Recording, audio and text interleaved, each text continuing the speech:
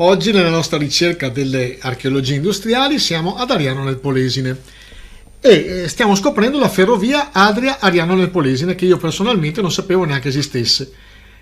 Era una linea ferroviaria italiana in concessione che collegò Adria ad Ariano nel Polesine tra il 1933 e il 1944.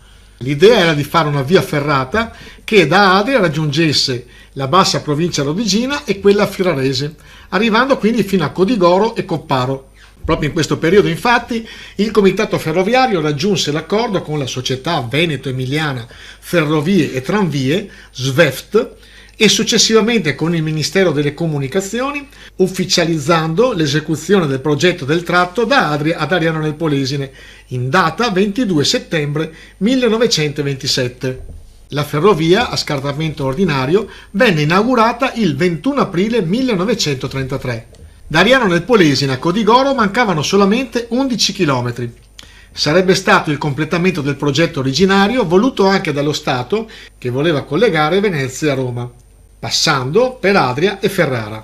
Purtroppo la linea ferroviaria in tutta la sua breve vita non superò mai il capolinea di Ariano nel Polesine. Una caratteristica era che l'intero percorso era privo di apparati di sicurezza come i segnali luminosi, i blocchi della circolazione e la semaforizzazione dei passaggi a livello. Visse veramente pochissimi anni, infatti nel 1944 la società veneta decise di sospendere le corse a causa dei continui bombardamenti dei tedeschi in ritirata, perché andarono distrutti ponti, stazioni, binari e convogli.